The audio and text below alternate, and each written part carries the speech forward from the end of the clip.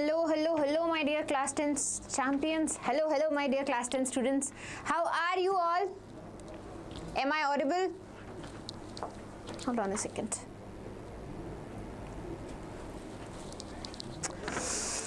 How are you all? A very warm good evening to you all. Okay. How is everyone? How's your day going? So, today we will be discussing the top 33 NCERT questions from chemistry. Okay?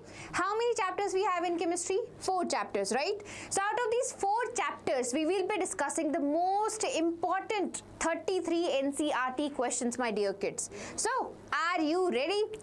Are you ready to rock?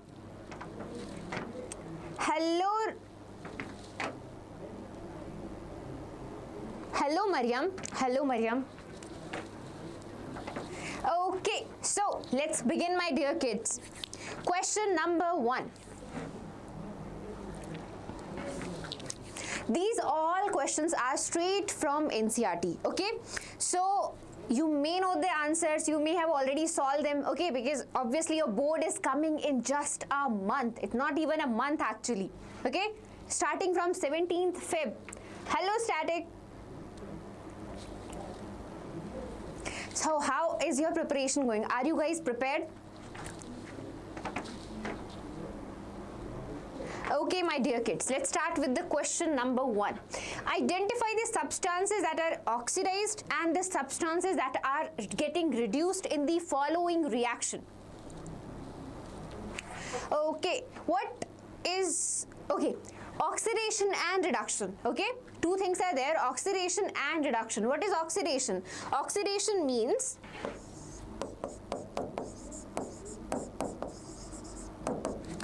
addition of oxygen.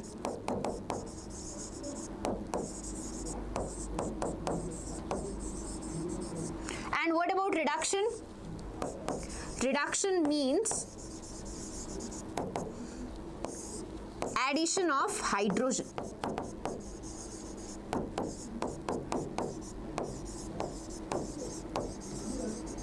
One more definition is there. Oxidation means addition of oxygen or removal of hydrogen. And reduction means addition of hydrogen or removal of oxygen.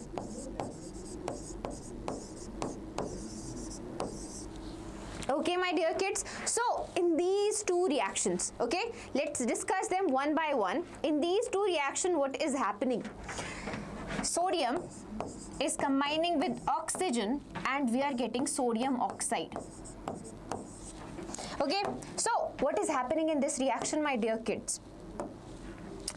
Sodium is getting converted into sodium oxide. There is addition of oxygen involved. So, what is this? This is oxidation. What about oxygen? In oxygen, what is happening? There is an addition of a metal, an electropositive element, and that is called reduction. This is called reduction. So, in your question number 1, subpart 1, sodium to sodium oxide is getting oxidized. The species that are getting oxidized is, yes, Na get oxidized and oxygen get reduced. Correct, static.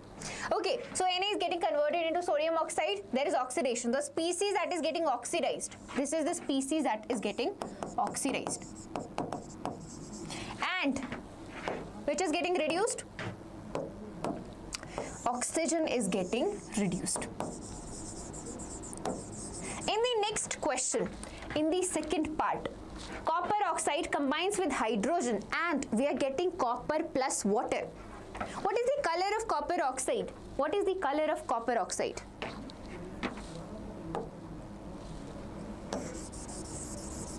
I need to write the second reaction here. So,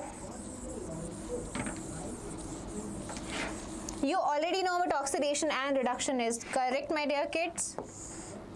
Okay. So, when copper oxide combines with hydrogen, what we get? we get copper plus H2O. So here what is getting oxidized? Copper oxide is getting converted into copper. There is loss of oxygen. That means copper oxide is getting reduced. What about hydrogen? In hydrogen, oxygen is getting added, right? And addition of oxygen is called oxidation. Yes, copper oxide is black in color. Correct, static. Okay. So the question is right in front of you actually. Tell the species which are getting oxidized and reduced. Okay, which is getting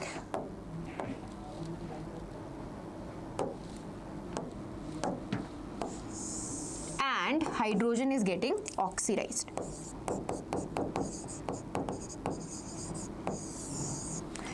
Okay, answer the next question. Is it visible? The second question. Hi, static. Yes, correct answer. Copper get reduced and hydrogen get oxidized. Correct, static. Okay.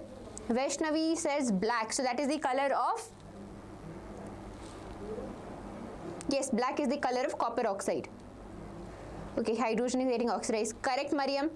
Okay, so in this question, I hope it is visible to you all. We need to balance these chemical reactions. Okay?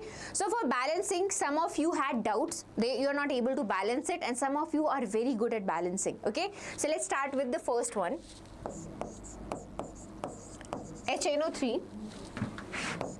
Nitric acid combines with calcium hydroxide and we get calcium nitrate plus water.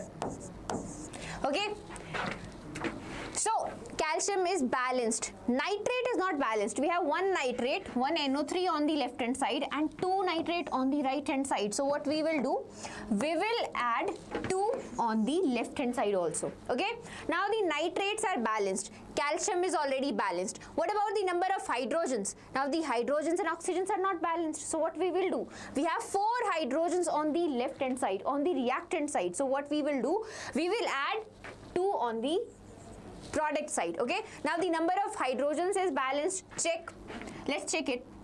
We have hydrogen, we have nitrate, okay, and then additional oxygen is also there, so we can count as nitrogen and oxygen also. Okay, we can calculate it like nitrogen and oxygen. So number of hydrogens on the reactant side. Calcium is balanced, we can just see it. Okay, number of hydrogens on the reactant side are 2 and 2, 4. On the product side are also 4. What about the number of nitrogen? 2 nitrogen this side, 2 nitrogens on the product side. So number of nitrogens is also balanced. Number of oxygen, 6 plus 2, 8 oxygens on the reactant side, and 6 plus 2, 8 oxygens on the product side. So we have 8 oxygens and 8 oxygens. So every atom is balanced here. Good evening. Hi Lucifer. Hello Galib Khan.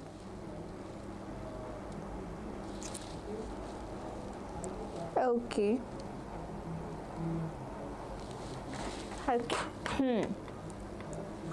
Moving on to the next reaction. Again, balance it out in the comments, my dear kids. What is the balanced chemical equation for the second one? When NaOH, sodium hydroxide, combines with sulfuric acid, what are we getting? We are getting sodium sulfate plus water. Is it balanced? No, it is not balanced, because number of sodiums, you can see the number of sodiums are not balanced. So what we will do, we will add 2 on the reactant side. Now the number of sodium is balanced. Number of sulfur is balanced. Yes, S sulfur, one sulfur on that side. Number of oxygen, we have 2 plus 4, 6. 2 plus 4, 6 oxygens on the reactant side, but on the product side we have only 5 oxygens. So what we will do, we will add 1 more here. We have now 6 oxygens on the product side and 6 oxygens on the reactant side. Okay. This is balanced chemical equation. Is it balanced? Yes, it is balanced. Number of hydrogens is also balanced. Hi Lucifer. Good evening everyone, okay? Try to solve these questions with me. These are very important NCERT questions, okay? Because as you know, around 15 to 20% question will come straight from NCERT, okay? So focus on these questions. Next question. In the refining of silver, the recovery of silver from silver nitrate solution involved displacement by copper metal. So there is a reaction between silver nitrate and copper. We have copper and silver nitrate. This is silver nitrate, okay? So what kind of reaction it is? For this you need to remember the reactivity series, my dear kids, okay? You need to remember the reactivity series. Now what is the reactivity series? Okay, for now you should know when copper reacts with AgNO3, as copper is more reactive. Which is more reactive? Copper is more reactive because it lies above silver in the reactivity series. Because copper lies above silver in the reactivity series. So copper will displace silver from silver nitrate. Copper will displace silver from silver nitrate. So what will be your final answer? We will get copper nitrate plus pure silver, and that's how you get your pure silver. How do you get your pure silver? This is a displacement reaction, correct? This is a displacement reaction, single displacement reaction, okay?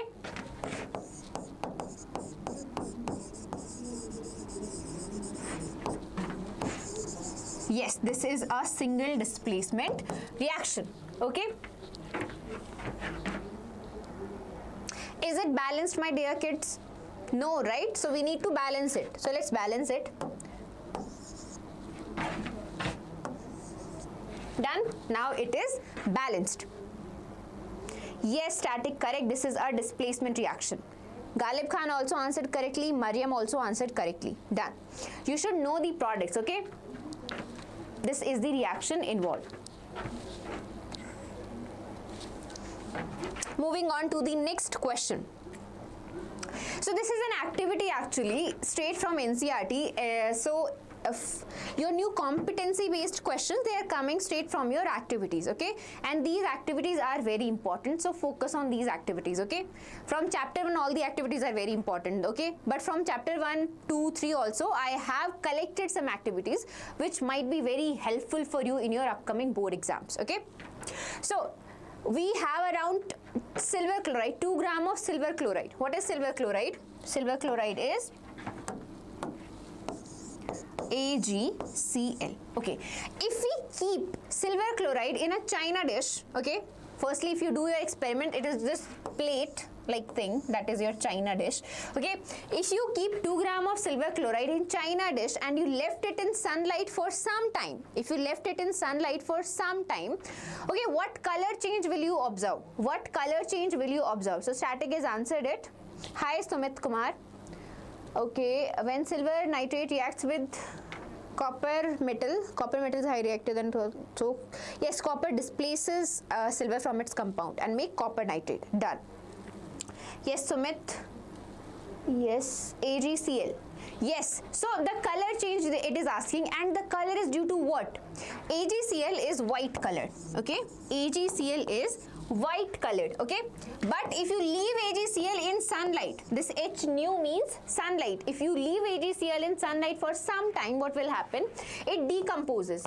It decomposes as silver and chlorine gas. It decomposes as silver and chlorine gas. Okay, now silver is grey colored. Silver is grey color. There is no grey color here. Let's see if we can. No, there is no grey. Okay. And it is yellowish green. It is yellowish green. Okay, that color change is from white to grey color is due to the formation of silver due to the decomposition. Which reaction is this? Decomposition. Correct. Now we need to balance it. This is balanced chemical reaction. Always balance your chemical reactions. In exam, wherever you are writing, always balance your chemical reactions, okay? And if possible, write the states as well. Yes, thermal photolysis. Static thermal photolysis is not thermal photolysis. It is just photolysis, okay? It is just photolysis. Thermal means you are using heat also, but you are not using heat here. You are just using sunlight, okay? Yes. Okay, done. Okay, that's a different reaction, silver nitrate. Okay, moving on to the next question. This again is an activity. A few pieces of granulated zinc we have kept in a test tube. We have in a test tube few pieces of granulated zinc. Zinc granules are there. We added 2 ml of sodium hydroxide to it. 2 ml of sodium hydroxide to it. So what will be the final product? When zinc combines with sodium hydroxide, what is the final product? Arambian, namaskar. Namaskaram. Okay. Yes. So when zinc reacts with sodium hydroxide, what are we getting? We get sodium zincate. We get sodium zincate plus water. This is a salt. This is a salt. Okay. What is the nature of zinc? Tell me the nature of zinc. What is the nature of zinc? Okay. Tell me what is the nature of zinc. Sodium hydroxide. It is a base, right? It is a base. It is basic in nature. Base. It is a base. It is basic in nature. So, what is the nature of zinc? Zinc is sodium zincate. Correct. This is sodium zincate.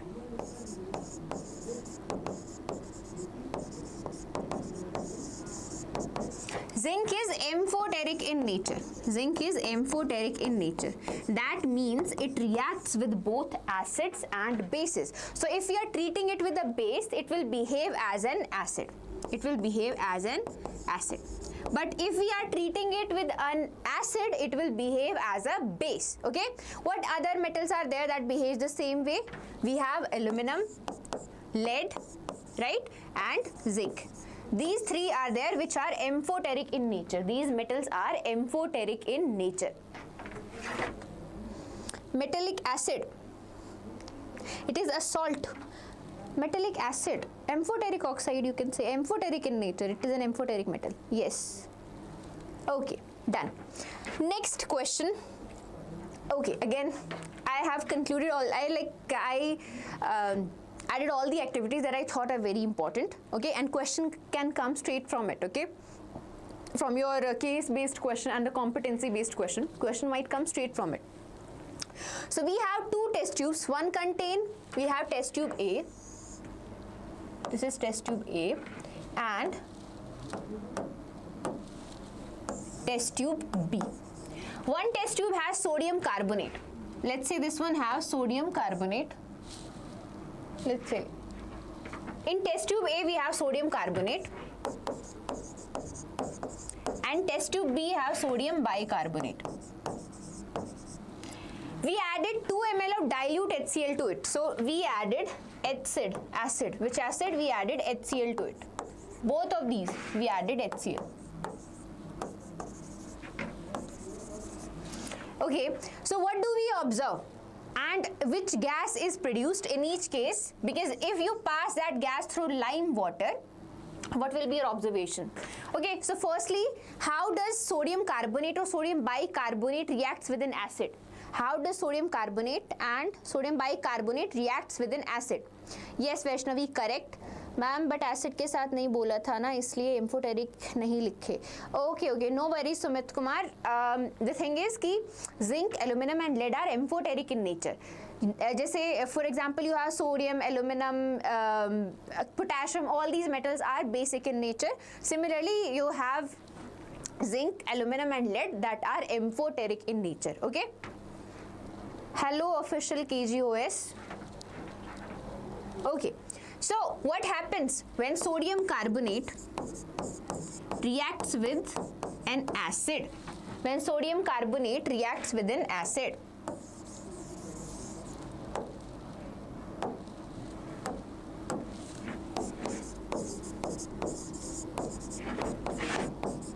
we get salt plus water plus which gas is evolved? Carbon dioxide.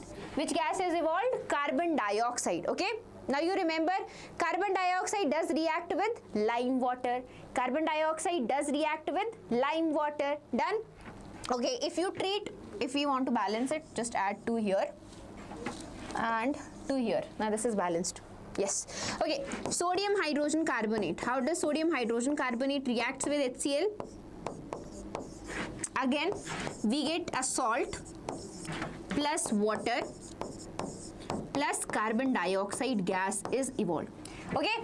So it is asked what gas is observed. What do you observe? We observe the evolution of carbon dioxide gas. We observe the evolution of carbon dioxide gas. Or you can say we will observe brisk effervescence. We will observe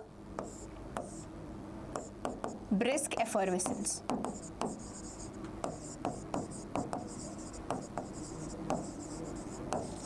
Clear? Now what will happen if we pass this gas through lime water? If we pass carbon dioxide through lime water, what is the reaction? Salt family, yes.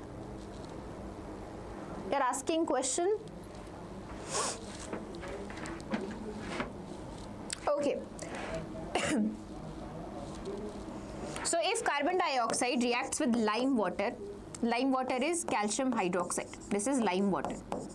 We get calcium carbonate plus H2O.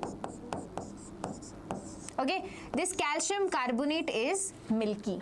Okay, that's why we say lime water is turned milky. Okay.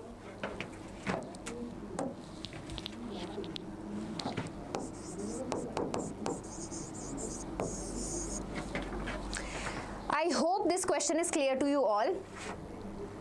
So Sumit, brisk effervescence means whenever a reaction is happening and some gas is getting evolved in a solution. If some gas is getting evolved in a solution, if you have this solution and some gas is getting evolved here, so there will be bubbles of that gas. There will be bubbles of that gas in that solution, right? So this bubbling of gas is called effervescence. This bubbling of gas is called effervescence. Clear? Yes, Arambian, we will do it. Do not worry. Yes, CaCO3 plus H2O. Correct. This is a CaCO3. Yes, if by chance it is looking like a 2, it is a 3. Okay. Okay. Moving on. Next question. Question number 7. Take a small amount of copper oxide in a beaker and add dilute HCl to it. If we add dilute HCl to copper oxide, okay, and we slowly stir it, so what will be the color change? What will be the color change? Firstly, you should know copper oxide is black in color. Copper oxide is black in color. Clear? If we add HCl to it, what do we get? We get copper chloride. We get copper chloride plus water. Simple. There is a hydrogen oxygen, so there will be a water. Okay, if we balance this reaction, how much we need? We need 2 chlorine here. Okay, now I believe this is balanced. Yes, this is balanced. Okay, this is black color. What is the color of copper chloride? Tell me in the comment section what is the color of copper chloride.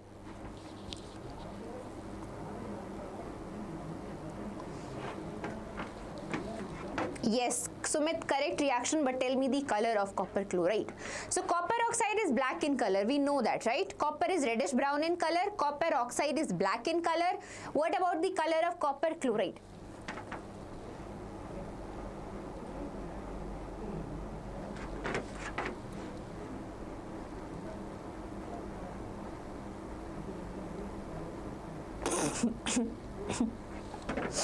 Okay, so copper chloride is, no one answered it, bluish green in color. It is bluish green in color. Okay. No, it's not white, Sumit. Yeah, copper oxide can react with H2SO4. Then you will get, what do you get? You will get copper sulfate.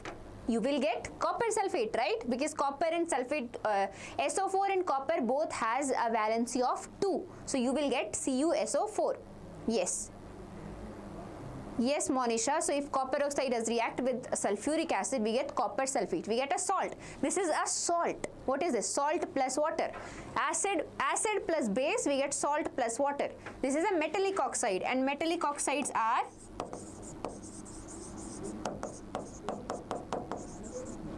basic in nature.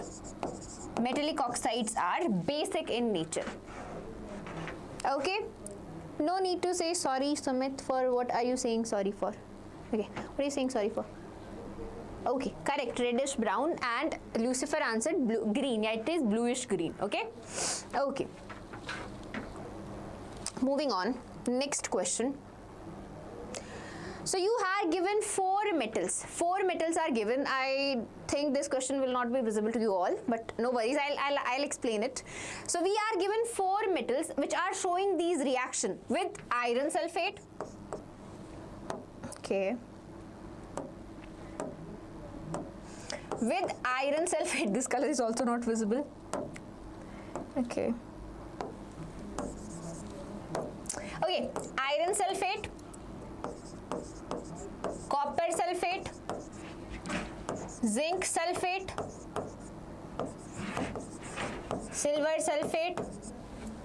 Okay, there are 4 metals A, B, C, D. Okay, I hope इतना तो clear है. So Mariam, metallic oxide means when metals react with oxygen. When metals react with oxygen, they form oxide. What are these oxides? These oxides are metallic oxides. Okay. So if metal react with oxygen, they form a metallic oxide. And metallic oxides are basic in nature. Metallic oxides are basic in nature. Why are they basic? Because if you combine them with water, if you combine metallic oxide with water, we get a base. Okay? Hi, Vedan. My question might not be visible, or my screen is not visible. My question is not visible, right? Okay, so if metal A reacts with iron sulfate, there is no reaction. If metal sulfate reacts with if metal A reacts with iron sulfate, there is no reaction, but there is displacement if it reacts with copper sulfate. So if A reacts with copper sulfate, there is a displacement reaction. That means we are getting ASO4 plus copper. So what does that mean? That means A is more reactive than copper. A is more reactive than copper. Now let's go to metal B. Let's go to metal B. Praveen, I will answer your question in a minute. Okay, let me finish this question. If metal B reacts with iron sulfate, what we get? Displacement reaction is shown. Displacement reaction is shown, that means metal B is more reactive. That means metal B is more reactive than iron. Okay, because that is the basic condition, right? A metal more reactive element displaces a less reactive element from its compound. So if metal B is able to displace iron from iron sulfate, so that means metal B is more reactive than iron. Moving on to metal C. Metal C is showing reaction only with silver sulfate, silver nitrate. Okay, it is showing reaction with silver nitrate. Okay. It is showing reaction with silver nitrate.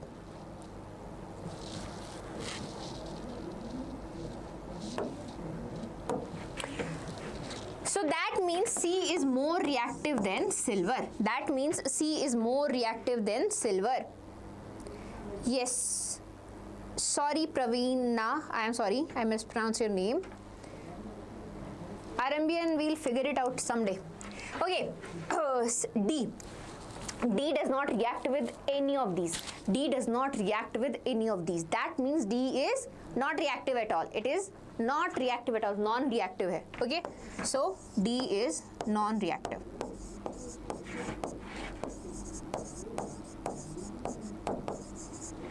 Clear? Now the questions are, I will ask you the question, which is the most reactive metal? So you know the reactivity series. Okay, if you do not know the reactivity series, I will write it for you somewhere here. Okay, so the reactivity series, there is an easy mnemonic to learn reactivity series.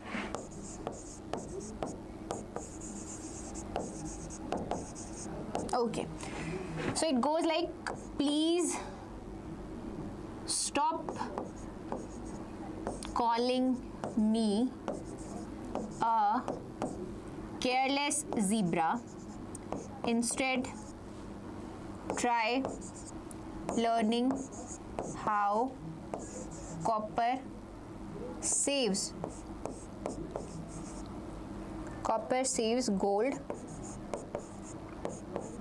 platinum. Okay. This is the old reactivity series. Potassium, yes, potassium is written. Why do the color copper sulfate changes when iron nail is written with you? Divyashri, so when copper sulfate, okay, copper sulfate, iron is more reactive. As you can see, iron is more reactive than copper. It displaces copper from its salt and we get FeSO4 plus copper. Okay. Iron sulfate is white in color, so the color changes from blue to reddish brown. The color changes from blue to reddish brown. Okay, this is the reaction. Yes, that is also one you can use, but I personally use this. Please stop calling me. Please stop calling me a careless zebra. Instead, try learning how copper saves gold,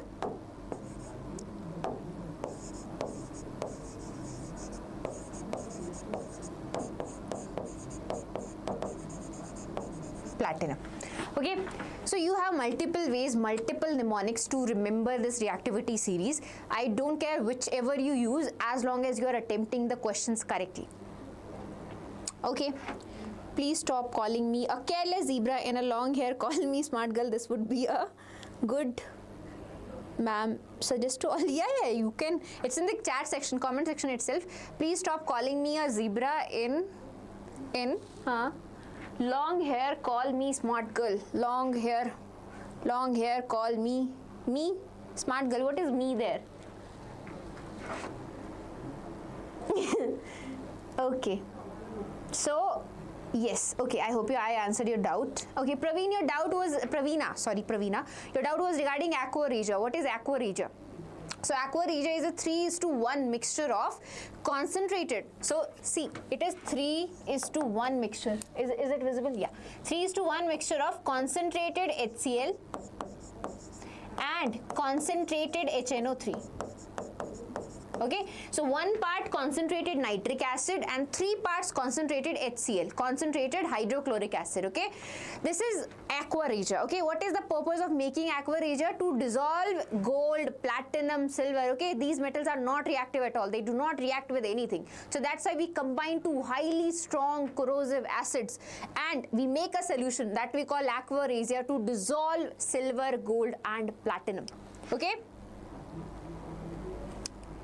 Yes, me is mercury. Okay. Call me Mercury, smart girl. Smart girl. Okay, smart हो गया, girl हो गया. Platinum कहाँ है? Yes, yeah, that can also work. Don't worry. I hope. Yes, correct. Thank you, Indian Judo. Okay, we are forgetting the question. Which is the most reactive metal? So among these, which is the most reactive metal? We know the reactivity series. It is right in front of you. Tell me if A is more reactive than copper, B is more reactive than iron, C is more reactive than silver, D is not reactive at all. So we know either A, B, C. In तीन में से among these three will be our answer. So let's see. Copper is less reactive, iron is more reactive, right? So anything that is more reactive than iron will be the most reactive here, right? So that means the correct answer is B. The correct answer is B. Okay, I'll erase this one.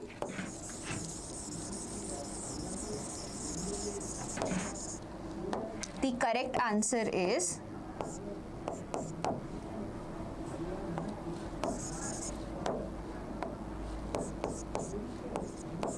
B is most reactive.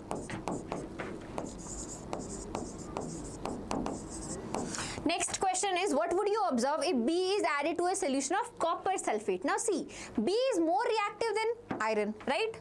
B is more reactive than iron. Okay, where is copper? Copper is lying below, right? Copper is lying way below iron, right? So that means B is more reactive than copper, it's also, right? That means B is more reactive than copper also. So it can displace copper from its compound. So B can displace copper from its compound. Okay, so yes, what will be the reaction? So if we add B to copper sulfate, we will see displacement. We will see displacement.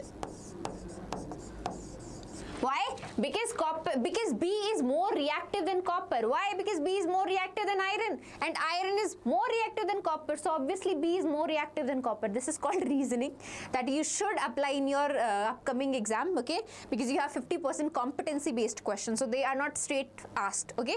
They won't ask you what is displacement, what is double displacement. They will give you a reaction, and then they will ask which is getting displaced here. What kind of displacement reaction is this? What are the color changes that you will observe if you add lead iodide, and if you add lead sulfate to potassium iodide or something, okay? Hello Khushi.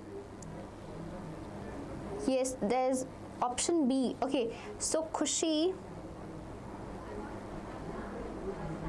Bapre. Okay, so moving on to the question number 3rd, arrange these metals in order of decreasing reactivity. So which is most reactive? Most reactive is B. After that, copper, silver. Copper is more reactive, right? Copper is more reactive than silver, right? It is lying above it in the reactivity series, so that means copper is more reactive than silver. So the second one will be A. Third one will be silver, obviously, and last may will be the one which is not reactive at all, which is D, no reaction. D short, no reaction with any of these.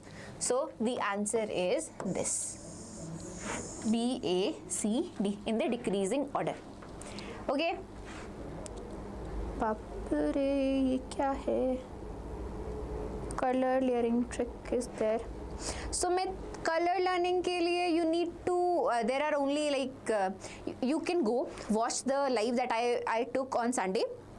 Okay, in that I have done all the important reactions. There are 40 reactions, and there is color change also shown there. So if you just do those 40 reactions, you do not need to worry about any other reaction. All the color changes are there, everything is there, okay? All the important reactions, and nothing will come out of that, okay?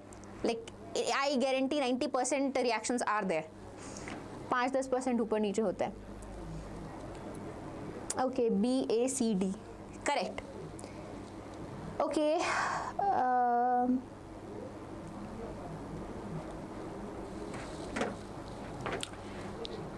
Okay. What are you asking, Arambian? Okay, you understood it. Good. Next question. Which of the following pairs will give displacement reaction? So for displacement reaction, one condition is there. A more reactive element will displace a less reactive element from its compound. So in here, is it visible? I hope it is. Okay. NaCl and copper. We know sodium is much more reactive than copper. So this reaction will not happen. This reaction will not happen. Okay, moving on to the second reaction. MgCl2, magnesium chloride and aluminum metal. Magnesium chloride and aluminum metal. Now again, if you remember the series correctly, magnesium is lying above aluminum. Okay, magnesium is lying above aluminum. That means, what that means, my dear kids, that this reaction, magnesium is more reactive than aluminum. So aluminum will not be able to replace magnesium. Okay, so this is also not happening. This is also not happening. Third, iron sulfate and silver. Now iron and silver. Iron sulfate and silver. Will this reaction happen? Can silver displace iron? Obviously it can't. Why? Because iron is much more reactive than silver, right? So again, this reaction will not happen either. Last reaction. So for me, you do not need to solve it because if 3 is wrong, then 4th is correct. But we will solve it. Silver nitrate and copper metal. So we know copper lies just above silver in the reactivity series. If copper lies above silver, just above silver, that means copper can displace silver from its compound. That means copper can displace silver from its compound. Okay. So here, copper is more reactive than silver. Okay. So this reaction will happen. So this is the correct answer. Okay. Just give me a minute.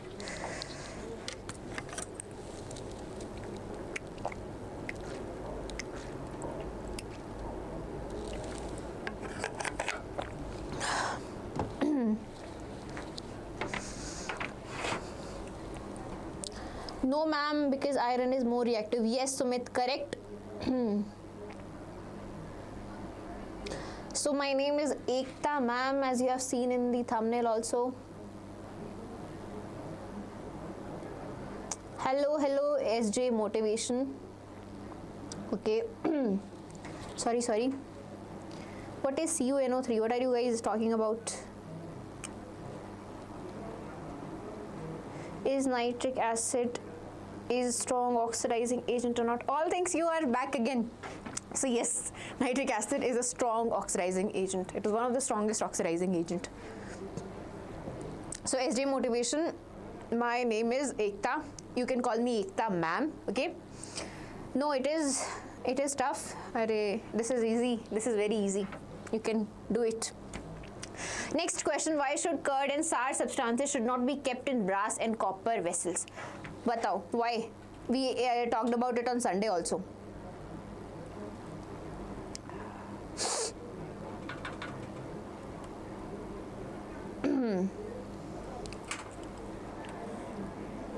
Okay.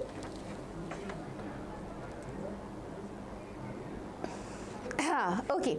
So, when curd and sour substances are kept in brass and copper vessels, firstly, copper. Secondly, brass. Hey, what is brass made up of? Copper and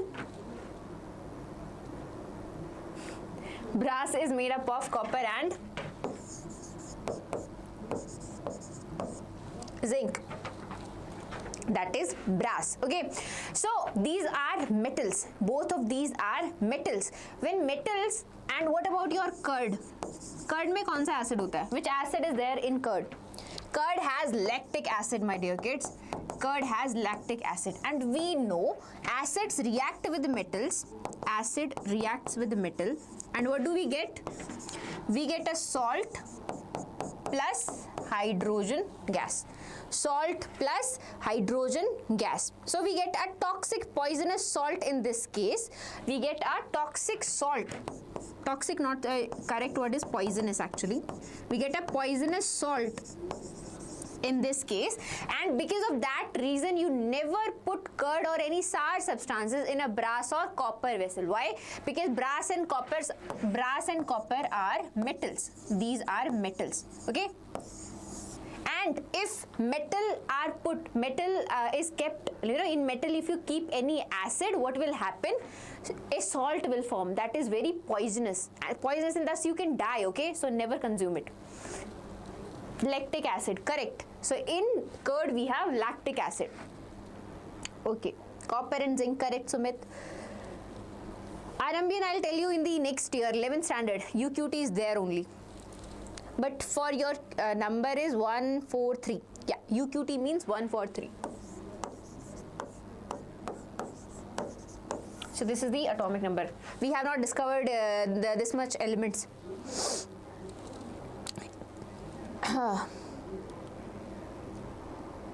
So this should not come in your pre-boards, as this periodic elements has been removed from your exams. Okay, so don't worry, it won't come in your board.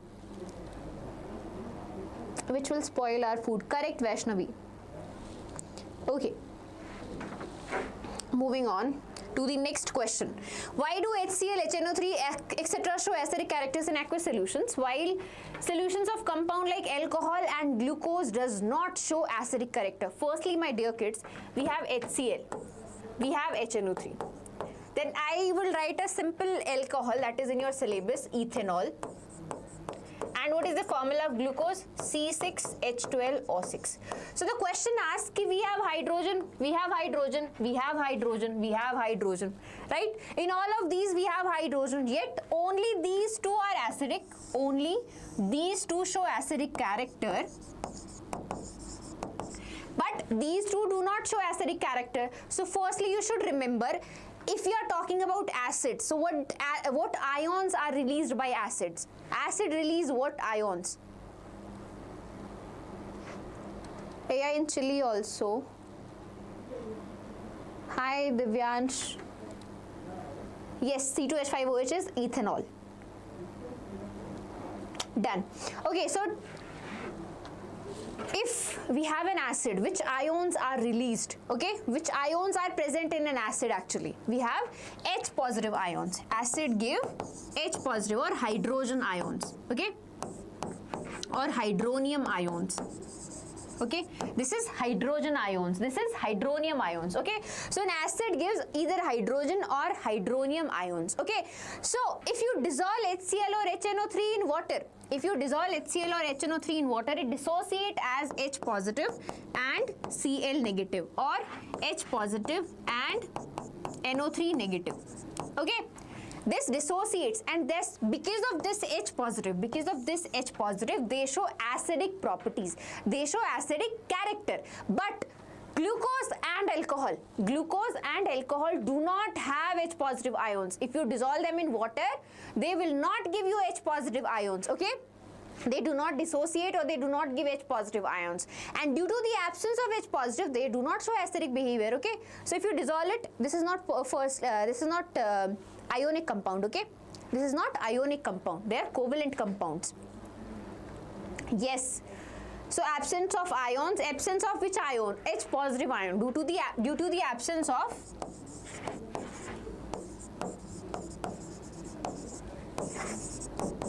H positive ions, due to the absence of H positive ions in glucose and alcohol.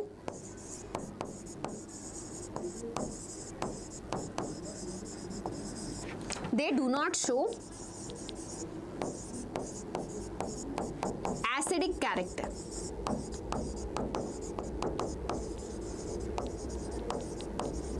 Okay, next question.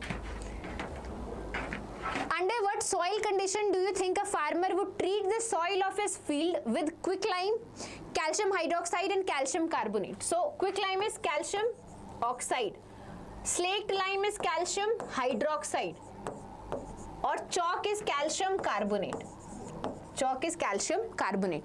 Okay, under what condition will he treat his soil with these? What are these? First of all, these all are bases. These all are bases. So if he is adding bases, to his soil, that means the soil is acidic in nature. Yes, the soil is acidic in nature.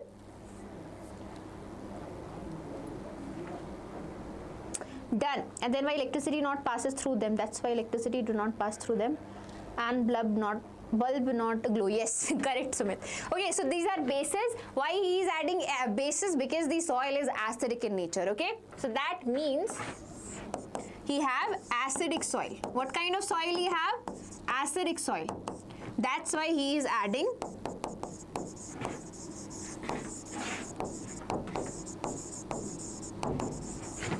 bases to neutralize them. To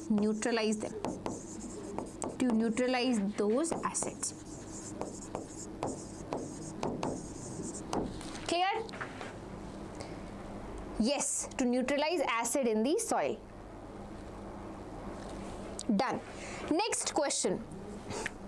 10 ml of a solution of NaOH is found to be 10 ml of a solution of NaOH is found to be completely neutralized by 8 ml of given solution of HCl. If we take 20 ml of the same solution of NaOH and then we need to find the amount of HCl that need to be added to neutralize it. So for 10 ml NaOH solution, for 10 ml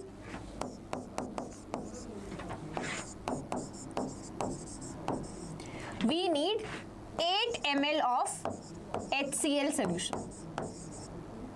Okay, for 10 ml of NaOH solution, we need 8 ml of HCl solution. Now, yes, to neutralize, again we are neutralizing here, for unitary method, okay, for 20 ml NaOH solution,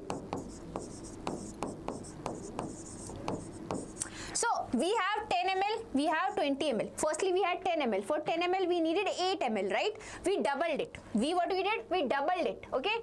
Doubled it, give it to the next person, right? No, we doubled it, and that's why we will double the amount of acid also. If we are doubling the amount of base, to neutralize that particular amount, we need to double the amount of acid also, okay? So that means 16 ml of what? HCl is needed. Okay, so the correct answer is 16 ml.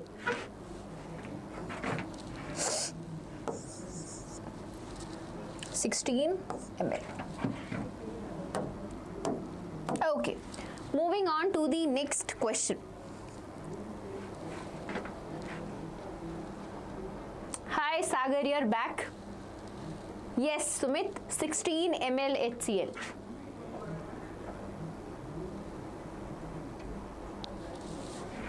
Next question. We have 5 solutions whose pH is given. Okay, we have 5 solutions A, B, C, D and E. Okay, so all of these solutions have different pH that we checked by a universal indicator. Can you give me two universal indicators? Name of 2 universal indicators in the comment section.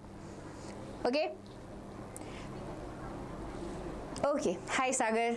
Anyways, so we have A, B, C, D, E. What are the pH? A has a pH 4, B has a pH 1, C has a pH 11, D has a pH 7 and E has a pH 9. Okay, so which solution is neutral? Okay, which solution is neutral? Yes, they all questions are from NCERT, all important question from NCERT, okay? That's why we did not take each and every question from NCERT. Okay, firstly tell me which is neutral.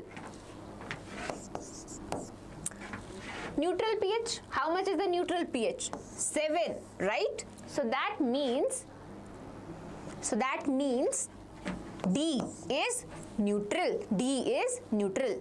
Neutral pH is 7, right? Okay, strongly alkaline. Strongly alkaline means strongly basic. What is the basic pH? From 7 to 14. Strongly basic? 14. Near 14. Near to 14 is C, 11. So that means strongly alkaline is C. Strongly alkaline is C. This is the pH I am writing. D has a pH 7. Okay, moving on to C part, strongly acidic. Strongly acidic have a pH less than 7.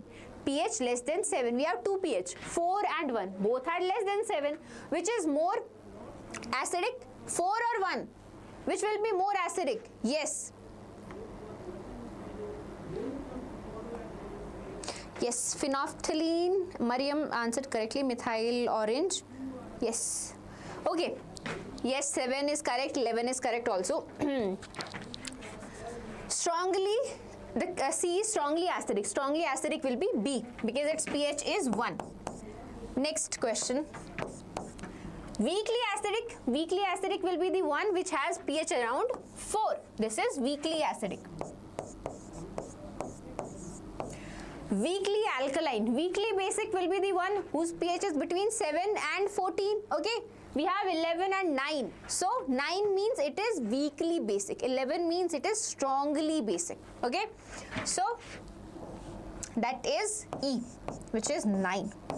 Okay, arrange the pH in increasing order of hydrogen ion concentration. Increasing order, okay? We are not asked to in decreasing order, increasing order mein. Tell me the increasing order. Yes, correct Sagar, correct Mariam. Yes, you all are answering correctly. Okay, so if I want to increase it, arrange it in increasing order of hydrogen ion concentration, that means I will increase it from the lowest to highest, right? What is the least? Sabse kam, least hydrogen ion concentration will be in the one whose pH is 11. The one whose pH is 11. Okay, so the order will be C. After that, E. After that, D. After that, A. And then B. This is the increasing order of hydrogen ion concentration.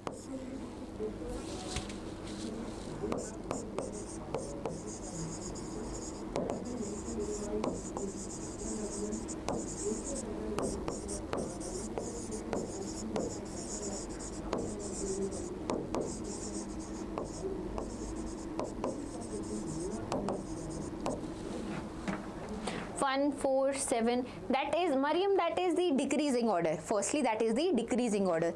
We need to increase them in. We need to write them in the increasing order. Okay.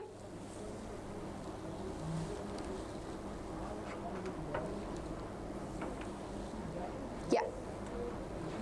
Okay. Moving on to the next question. What would be the electron dot structure of carbon dioxide which has the formula CO2? Very easy. 1, 1, 11, 9, 4, 7, 1. Done, Sumit. Correct. Okay, so what would be the electron dot structure of carbon dioxide which has the formula CO2? So I'll draw the electron dot structure of carbon dioxide. This is simple. Carbon has 4 electrons, 4 valence electrons, right? 2, 4, right? Oxygen has 6 valence electrons, right? 2, 6, 4, 5, 6. 4, 5, 6. Okay, let me erase it and let's draw a circle. Okay, let's draw a circle of white color. Okay, so this is 1.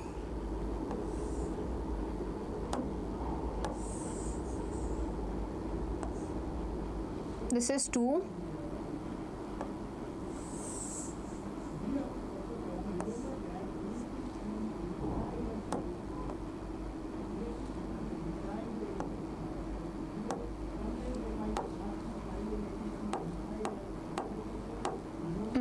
Let me try it again.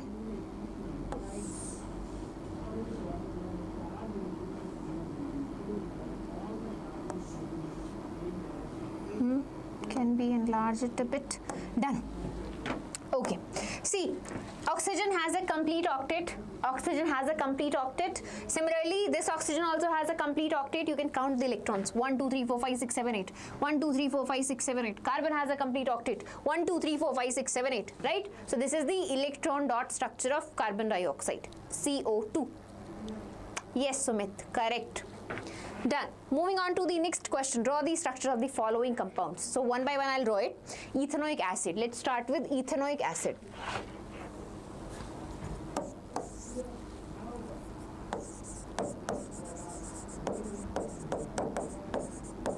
The functional group in ethanoic acid is COOH.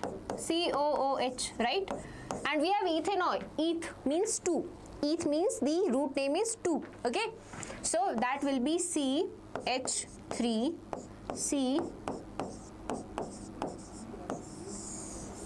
Okay, this is ethanoic acid. Tell me the common name of ethanoic acid. What else we call it? What is the common name? Yes, Sumit. Nice, nice. Okay, second one. Bromopentane. Bromopentane. Okay, so bromopentane means there is one bromine there, okay, and 5 carbons. Root name is pent. That means 5 carbon. So just draw it. Let's say at this carbon we have bromine, and rest we will add the hydrogens.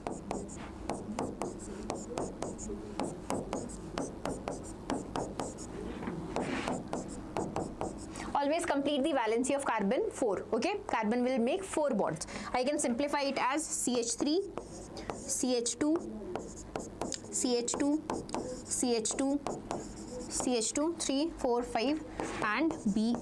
Clear? Next one is butanone. Butanone. Butanone means which functional group? A ketone functional group. Butanone means a ketone functional group. Correct, Arambian. It is called acetic acid. Acetic acid. Butanone means a ketone functional group. Okay, so we will draw a ketone functional group. A ketone end mein to it won't come in the end, it will come in between only. Okay, so we'll add here and then we will complete the bonds. Okay, you're just starting to write chemistry, you're starting to learn chemistry. Do not be afraid of writing the names and anything. Okay, just write it, but don't write it wrong. Okay, I am saying, as I say, I've written H2 below, right? There won't be any issue. Next one. Okay, this is butanone. This is butanone. That means but means 4 carbon. So 1, 2, 3, 4 carbon, and there is a non, which means a ketone group is also there. Hexanal. Hexanal means, what does hexanal means? Hexanal means an aldehyde group is there. An aldehyde group is also there. Okay. So we have hex means 6 carbons. Hex means 6 carbons. 3, 4, 5, 6. So that means at the end of the carbon, at the terminal we have an aldehyde. At the terminal we have an aldehyde. Correct, Sumit? Okay. Now let's complete the rest valencies. Yo, this is hexanal. If you have any doubt, if you have any doubt in your NCERT, you can. Yeah, my voice, my throat is killing me actually. I don't know why. Next question. A mixture of oxygen and ethine is burnt for welding. Can you tell why a mixture of ethine and air is not used? What is ethine? This is ethine. This is ethine. Okay, so when we are using, I have never done it, but I have seen it. When people weld, so they use a mixture of ethine and oxygen. They use a mixture of ethine and oxygen. Okay, so why they use ethine and oxygen and not ethine and not ethine and air? Why?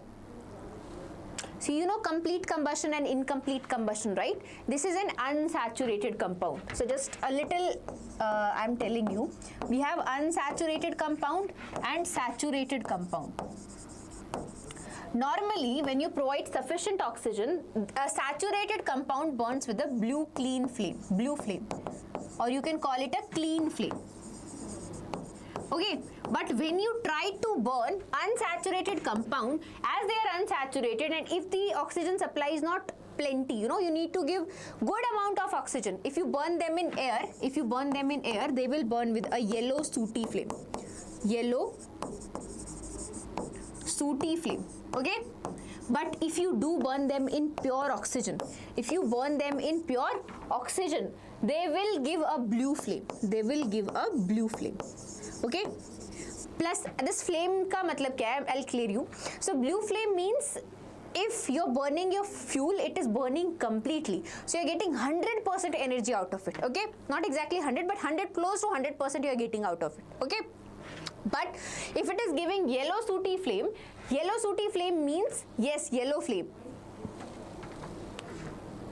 Yellow flame means that it is not burning completely. So even if you are burning lots of fuel, you are not getting 100% efficiency out of it, 100% energy out of it. Okay, so that's why burning is very important. Blue flame ka temperature is very high. Okay, temperature is high.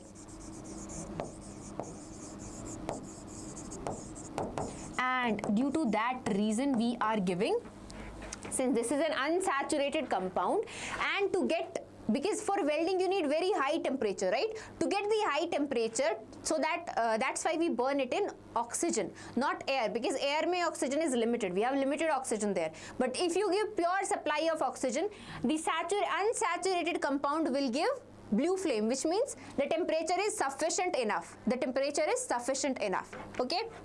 Yes, blue flame saturated. You know, your saturated compound can also give sooty flame. When does that happen? Tell me that in the chat section. So your unsaturated compound can also give yellow sooty flame. And when does that happen? Yes, not always they do. Okay. So tell me when. Next question, how you differentiate between alcohol and carboxylic acid? We will start with the basic alcohol that we are given and carboxylic acid. Okay, we are given ethanol and ethanoic acid in our syllabus, so we'll focus on them only. So if you treat ethanol with, sodium carbonate, it shows no reaction. But if you treat ethanoic acid with sodium carbonate, we get sodium ethanoate plus water plus carbon dioxide gas.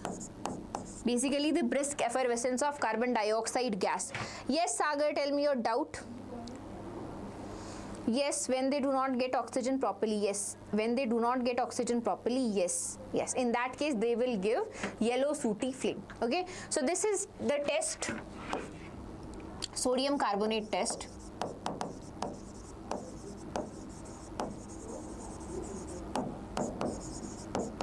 And this test is used to differentiate between ethanol, between any alcohol and carboxylic acid. One more is there, you use red litmus paper. Since it is an acid, it will convert blue litmus red, okay, and this will not react. This will not show any color change. Okay, yes, Na positive plus H2O plus CO2. No, this reaction doesn't happen. That happens with, firstly, you have written the wrong product, Sumit. Second, this happens with sodium metal, not sodium carbonate. This happens with sodium metal, not sodium carbonate. Yes, Sagar, saturated what? What is your doubt? Ask it correctly. Okay. People use a variety of methods to wash clothes. Usually after adding the soap, they beat the clothes on a stone or beat it with a paddle, okay? Or scrub it with a brush. Or they will put that mixture, you know, that ganda cloth in a washing machine also. So why is this agitation necessary to get clean clothes? Why is this agitation necessary? Sagar, saturated. See, बहुत simple है. Listen. We have saturated compound, we have unsaturated compound. Saturated compound, what do saturated compound? When we burn any saturated compound, they burn with a blue clean flame, okay? If we provide enough oxygen to a saturated compound, they will burn with a blue flame, okay? But if we have an unsaturated compound, and if we burn it in air, it will not burn with a blue flame, it will burn with a yellow flame. Okay, in your houses you have seen cylinders, right? You have LPG cylinders, you're using gas stove, right? So in gas stove the flame is blue colored. Okay, let's say if you are burning some wood, you collected some woods and you are burning that wood to keep yourself warm or anything, okay? What is the color of that wood? Yellow, right? So that is unsaturated compound burning. And in case of LPG saturated compound, okay? And the burning of saturated compound gives blue flame, okay? But there is one condition where these gets interchanged, okay? If an unsaturated compound is given enough oxygen, pure oxygen is given, okay? If to an unsaturated compound pure oxygen is given, the situation gets reversed. Now unsaturated compound will burn with the blue flame, blue clean flame.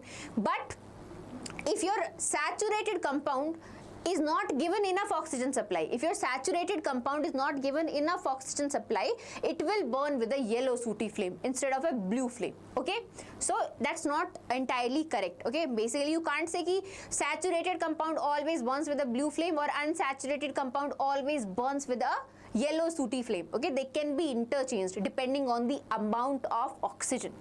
I hope it clears your doubt. Yes, Sagar, I hope your doubt is clear. Hi, Sunil. Okay, soap only work in soft water. Yes, soap only work in soft water. So why do we agitate it first of all? So during soap, when we are learning the cleansing action of soap, so we study this thing called micelle. This micelle formation we study, right? Soap molecules have a hydrophilic head and a hydrophobic tail. So whenever soap is there, what is happening? When soap is there, so what is happening?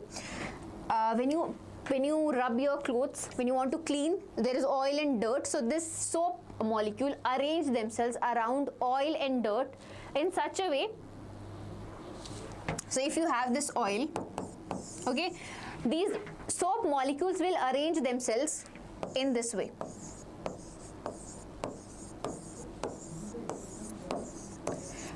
The tail is hydrophobic. That means tail is water fearing. Tail is water fearing. If the tail is water fearing, so it will interact with the water outside, and if the tail is water fearing, it will interact with the oil or dirt or grease. Okay, and this head is hydrophilic. This head is water loving.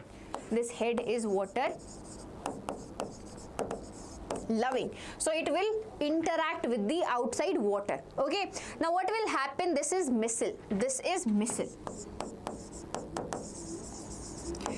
Now you have put your soap or detergent, whatever you are using, on the dirty cloth. Okay, now what will happen? You get the micelle formation. Now how will you eject this micelle out? How will you remove it from your clothes so that your clothes gets clean? So what will you do? You agitate it. You rub it really hard. Okay, what will happen? This micelle will separate out from your cloth. Okay, if this micelle gets separate out from your clothes are clean. Okay, so that's why we agitate it, so that this micelle gets separated. To separate the micelle out. Okay, why do we agitate it? To separate the micelle out, because the cloth is clean. Okay, this micelle is there. As long as this micelle is there, cloth is not clean. So we need to remove this micelle. So what we do? We agitate it. Only by force we can remove it. Okay, to separate the micelle out. Okay, yes, detergents work in both hard and soft water, and soaps work in only soft water, not hard water. What is hard water? Yes, Dev, soaps does not work in hard water. Why? Because hard water has magnesium and calcium salts. So these salt replaces the sodium and potassium salts. What are soaps? Soaps are sodium and potassium salts of fatty acids. They are sodium or potassium salts of fatty acids. Okay, so if magnesium and calcium are there, they will replace the sodium and potassium from there, and we get a scum formation.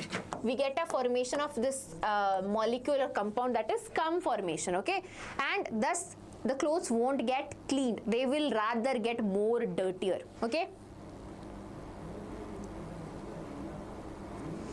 No, hard water does not mean ice, Arambian. Hi Ahmed. Saturated, unsaturated, heating, given flame of which color and why? Alcohol is, arre bapre, all things. See, alcohol may, do you see any double bond or any triple bond? Do you see any double or triple bond in alcohol? No, right? So it is saturated. Okay, that is the simplest, simplest definition, difference between saturated and unsaturated. Saturated compounds do not have double or triple bond. Unsaturated compounds have double and triple bonds. Alcohol mein there is no double bond. Okay, all are single bonds. So it is saturated, and that's why if you burn it, if you have ever tried burning ethanol, it burns with a blue flame. Sometimes you do not see it, so it's like a fireless fire, you call it sometimes, because you can't see the fire, and that's why it's very difficult to extinguish, because you can't see it, you don't know where is the fire happening. Okay, thank you. Okay, Dev, okay. Next question. Butanon is a 4-carbon compound with the functional group. What is the functional group in butanon? We just discussed butanon, right? Non means ketone. Non means ketone.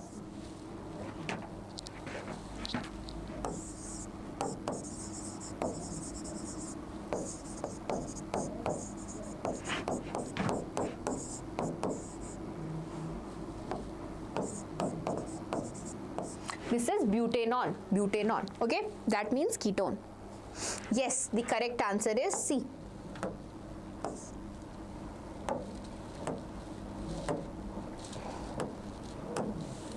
Moving on.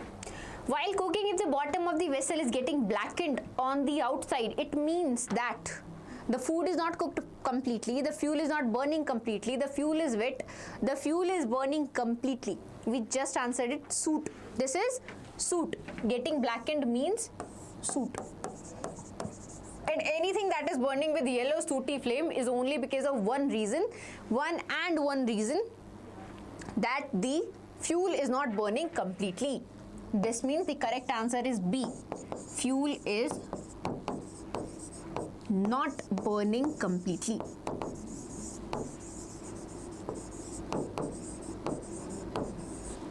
Okay. Moving on to the next question, my dear kids. If you have any doubts, do drop them in the comment section chats and I will reply to your doubts. Draw the, is it visible? Yeah, draw the electron dot structure for F2 for fluorine. Very easy. Fluorine in the valence shell, in the outermost shell, fluorine have how many electrons? 7, right? The electronic configuration is 2, 7. Okay, this is the last time you're seeing it. Next year, if you choose chemistry, you won't be seeing 2, 7. You will be seeing 1s2, 2s2, 2p2 something. Okay, so it has 7 electrons in its valence shell. 1, 2, 3, 4, 5, 6, 7. 1, 2, 3, 4, 5, 6, 7. Okay, so, okay.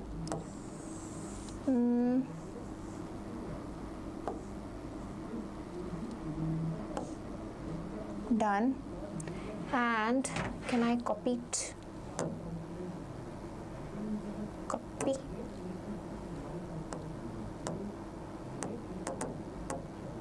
I can't paste it though. Okay, so here you see how many covalent bonds are there in between these two fluorines. We have a single covalent bond. Okay, single covalent bond.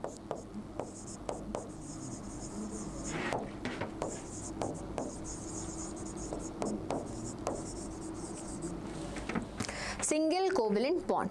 Yes, the correct answer was B. Yes, the correct answer was B. Okay, this is the electron dot structure for fluorine. Next question. Give a test that can be used to differentiate between saturated and unsaturated hydrocarbons. So what are saturated and unsaturated? Back to square one. Saturated and unsaturated. Saturated hydrocarbons are those compounds that have only single bond.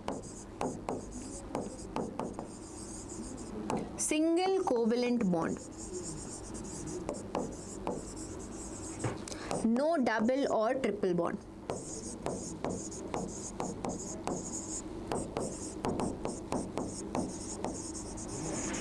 While unsaturated compounds have double and triple bond. Have double or triple bond. Okay, so how do you differentiate between, yes, correct, static, bromine test, correct, bromine test, using bromine test. What is the bromine? Not exactly bromine test, it is called the bromine water test. The test is called the bromine water test. the bromine water is reddish brown in color. I'll explain the test. Okay. Bromine water is reddish brown in color, and what happens when you add bromine water to a saturated compound? Let's say we have two test tubes, one is saturated and the other is unsaturated. So if we add bromine water to a saturated compound, this is saturated compound and this is unsaturated. So if we add bromine water to a saturated compound, it will retain its color. There is no color change involved, okay? It will still be reddish brown in color. But if you add bromine water to an unsaturated compound, it will lose its color. Basically, it is decolorizing. An unsaturated compound will decolorize bromine water. An unsaturated compound will decolorize bromine water. Decolorize bromine water, okay? And in here, for saturated compounds, they will retain their color.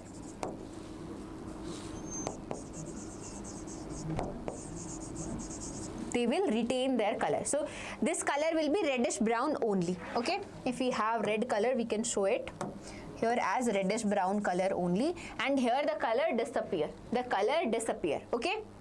Yes, hi Sumit, you're back. Where were you? Bromine test static, that is correct.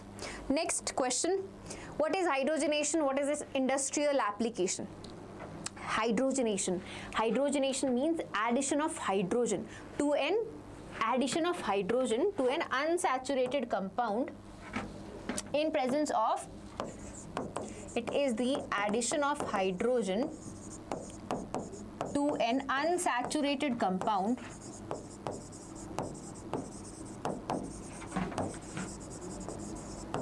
in presence of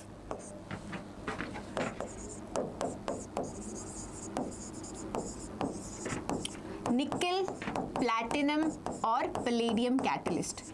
Nickel, platinum or palladium catalyst.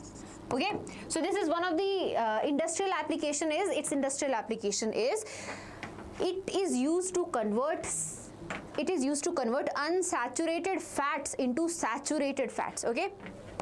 It is used to convert unsaturated fats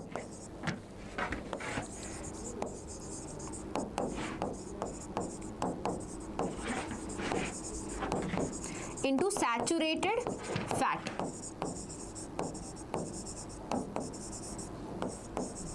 So basically, if you have any unsaturated compound,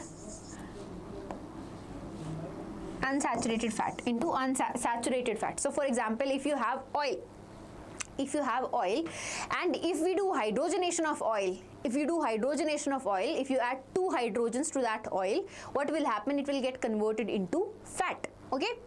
That is the industrial application. On a large scale, whatever today everyone is saying that this is pure cow ghee, this is pure buffalo ghee and everything, that is not pure. That is just oil they are using and they are just converting it into saturated fat, unless you are taking it right from the source, okay? You know someone or something.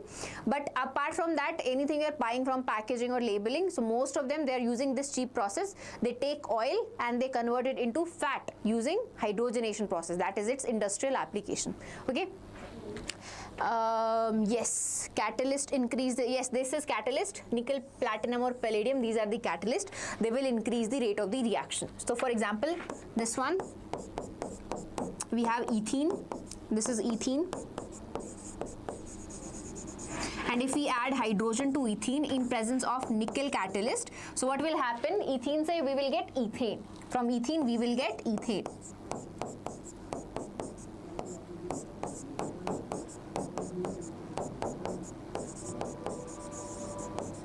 This is ethane. So this is unsaturated compound and this is saturated compound. Clear? Okay. That is its industrial application. Hi Bunty. Good evening. Okay. Next question. You must have seen tarnished copper vessels being cleaned with lemon or tamarind juice. So why are we using? Right now we talked about this, just before we talked about copper ke saath we do not mix acid or anything. Why? Because it converts into a poison, a poisonous salt, and that may kill you. Okay, but we use basically we use lemon to clean copper vessels. Okay. if you have seen in your homes also for the puja samagri.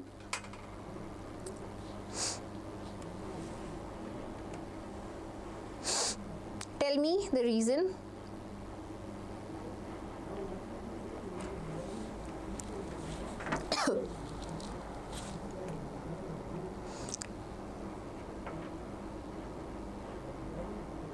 Okay, so what happens is copper do gets tarnished, it gets converted into green color.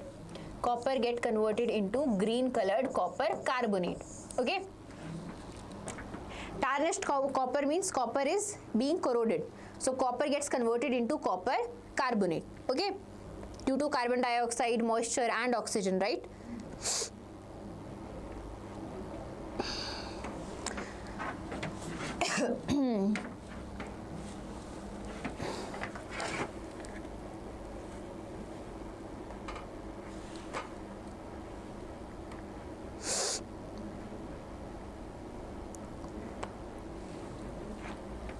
So your copper carbonate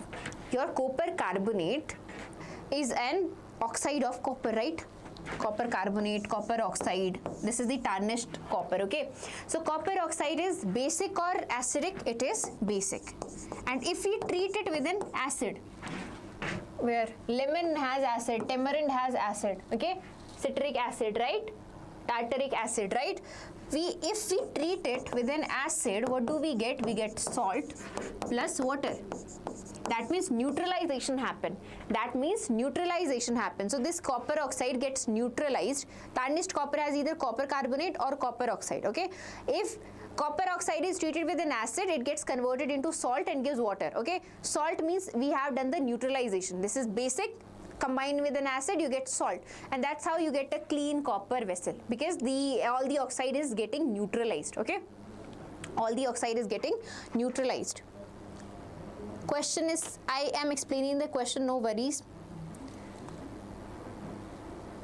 What is horseshoe activity? Is it in chemistry?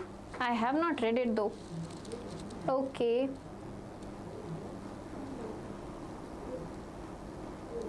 Mahi, I will get to your doubt. Give me some time. I will get to it. In the electrolytic refining of a metal M, what would you take as the anode and what would you take as the cathode? Firstly, electrolytic refining is done of which metals? Metals of medium reactivity, right? Metals of medium reactivity. Medium to low reactivity actually. So you do the refining of the metals which are Narayan, okay, I will tell you. Okay, anode and cathode. So if you have the setup, one electrode here, and you have connected it with an electricity supply,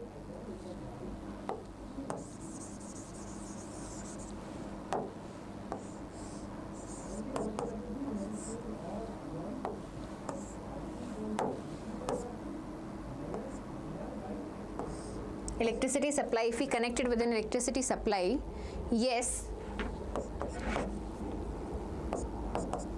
So tell me, what is the anode, cathode and electrolyte? This is anode, this is cathode. What is anode made up of? Anode is made up of the impure metal.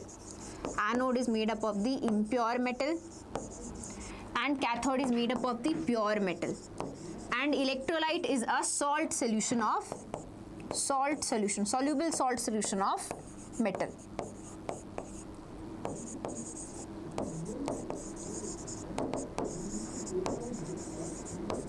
That is an electrolyte. That is the electrolyte. We have cathode, we have anode.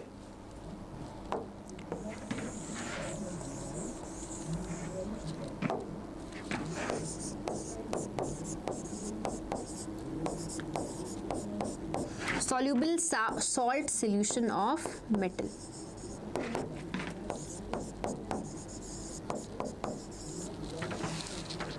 Clear?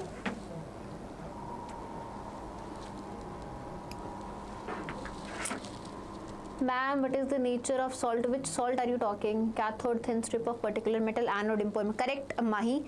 I will get your activity later on, okay? Ma'am, वो physics है. Yes, that's what I was thinking. Magnet से question है. Hello, ma'am. Hello, Bobby. Salt of electrolyte, salt of electrolyte salt solution. Correct. So Narayan, I will let Sonu sir know. Soon he will be having live, so maybe you can interact with him then. Good evening. Okay.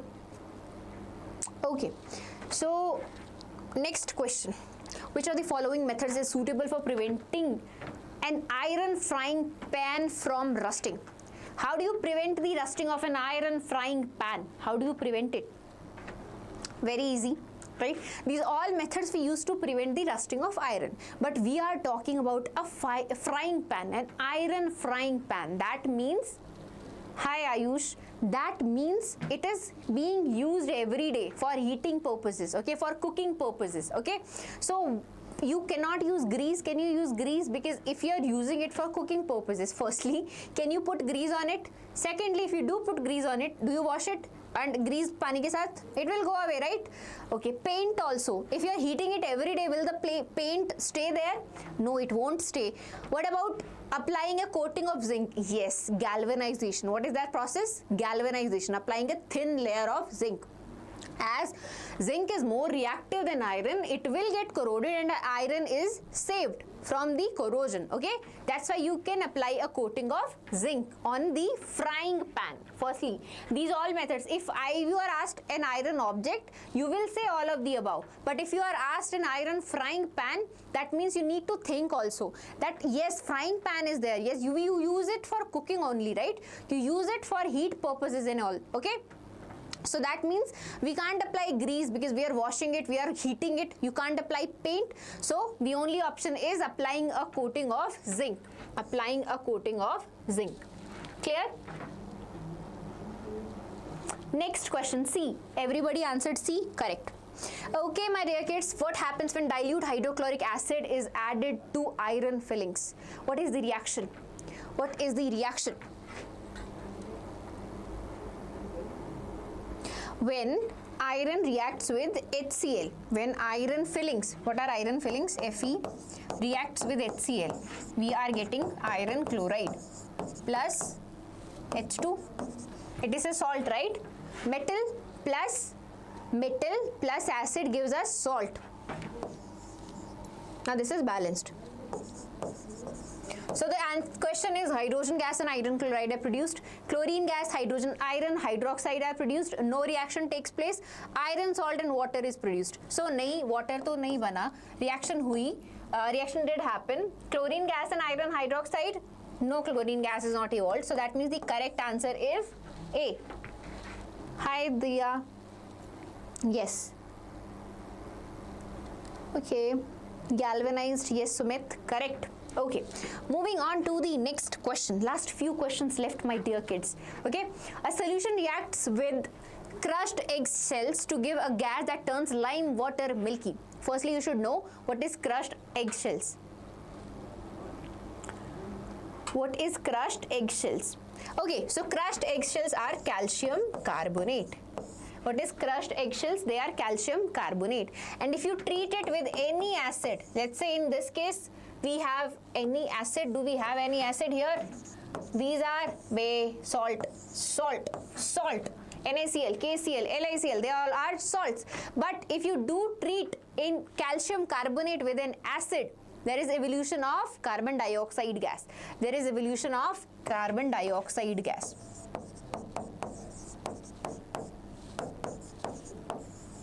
There is evolution of carbon dioxide gas, and we know in chemistry only one gas is there which will turn lime water milky, and we know only one gas is there that will turn the lime water milky, that is carbon dioxide. Okay, so this will turn lime water milky.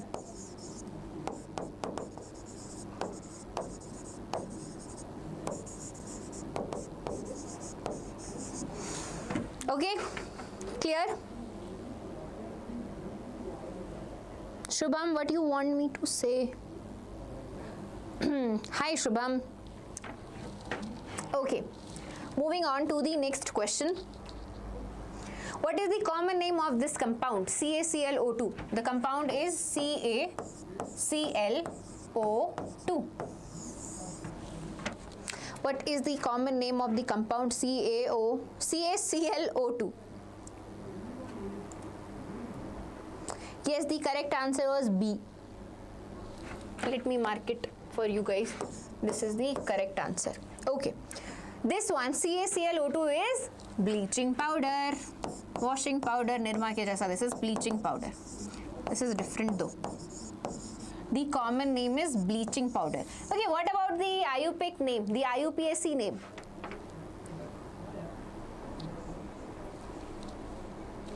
Okay, the IUPAC name will be calcium oxychloride. Calcium oxychloride. Okay, moving on to the next question. What type of oxides are formed when non-metals combine with oxygen? Firstly, you should know when metals combine with oxygen, we get metallic oxide. When non-metals combine with oxygen, we get non-metallic oxide. So tell me the nature of the oxides. If metal combine with oxygen, we get metallic oxide. And what is the nature of metallic oxide? They are basic in nature. They are basic in nature. When non-metal combine with oxygen, we get non-metal oxide, which is called non-metallic oxide. These non-metallic oxide can be acidic in nature and can be neutral in nature also. Okay, they can either be acidic or neutral. Why is that? Where am I making these assumptions that metallic oxide are basic? Non-metallic oxide can be acidic or neutral. That's because when I put these metallic oxides in water, they give a base. When I put non-metallic oxide in water, they give either acids or neutral compounds. Yes. So yeah, that's the thing. Non-metal oxides are not only acidic in nature, they are also neutral in nature. Okay, so non-metallic oxides, they are not just acidic in nature, they are also neutral in nature. So the type of oxides formed when non-metals combine with oxygen, they are either acidic or neutral oxides. Okay. Narayan, I will let Sonu sir know. I'll personally screenshot this comment. Do not worry, I will tell him. Okay, that is very nice actually. He will be more than happy. Okay, he will be very happy after reading this comment. Okay, moving on to the next question. Give reasons why copper is used to make hot water tanks and not steel. So you use copper to make hot water tanks and you do not use steel to make hot water tanks. Have you seen it in your houses also? Why we do that?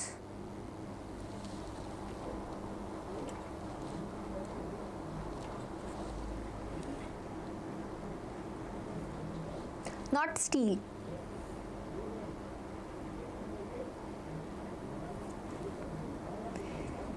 Okay, Arambhian, maybe we will meet in 11th standard. Maybe I'll be your teacher someday. Please, you can always come and visit me. Don't worry. So, why copper is used to make hot water tanks and not steel? Steel is an alloy of carbon. Steel is an alloy of iron. So, one thing, iron and copper we are talking about, which is more reactive. In the reactivity series, according to the reactivity series, iron is much more reactive, right? Iron is much more reactive than copper. So, what would happen? It would react, right? Kiske saath? With water. It would react with hot water. And form, what will it form? Iron oxide or iron hydroxide? It will form iron oxide. Okay? So what will happen? We are not using steel for making hot water tanks. Why? Because steel is an alloy of iron and iron reacts with hot water. Copper is not reactive. It does not react with hot water. cold water, steam.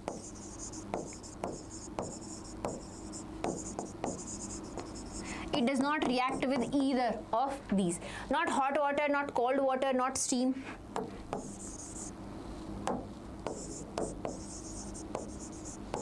Okay, that's why we use it for making. So if it is reacting iron oxide, what is iron oxide? Iron oxide is rust, right? We call iron oxide is rust. So it will get corroded. With the time, the water tank will get corroded and it will corrode away and it will break, and you need to replace it very frequently. Okay, that's why you do not use iron. Basically, you do not use steel tanks. Okay, you use copper tanks, copper water tanks. Okay, but I will take commerce. Okay, hypochlorite, oxychloride.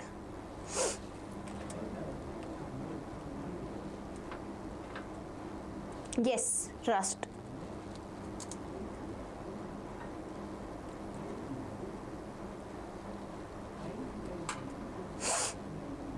Yes, you can call it calcium hypochlorite. But no, don't worry, that name won't come anywhere. Calcium oxychloride, or they will call it bleaching powder. That is the most name that they will use. But yes, this is calcium hypochlorite. Okay. Rust. Correct, Dev. Arey Arambian, why are you taking commerce? But it's okay. No worries. Divyanshu, yes, tell me your doubt. What is your doubt? Okay, this was your doubt. Calcium ko hypochlorite. Okay, yes, we can call it hypochlorite. Okay. Last question. Which one of the following type of medicine is used for treating indigestion? Okay, guys, I will give you 5 minutes. I will give you till 6:45. If you have any doubts, leave that in the live section. I will answer your doubts. Okay, then I'll end it. So last question is there. This one is very easy. Which one of the following is used for treating indigestion? When you have indigestion, what do you take? Antibiotic. When do you take antibiotic? When you have bacterial infections, right? When you have bacterial infections. Analgesic, when you have fever. When you have fever, you take analgesic. Antiseptic, you take when you are dealing with bacteria. When you are dealing with bacteria, that's why you take antiseptic. Disinfectant. Okay, so the answer will be antacid. This is the correct answer. Indigestion means you have acidity. And to counter acid, you need a base. To counter acid, to neutralize that extra acid, you need a base. Okay? Yes.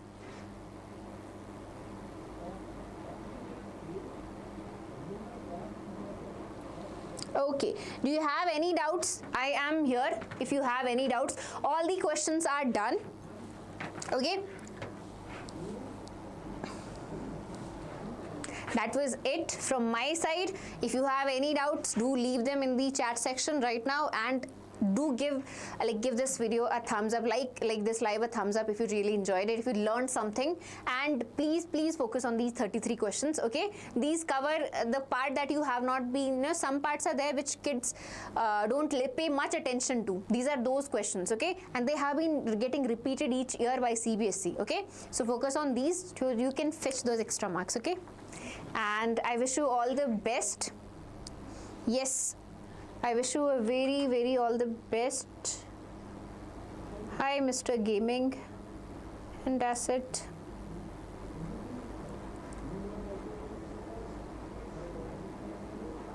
Copper reacts. Okay, do you have any doubts? Okay, so everyone, bye Dev.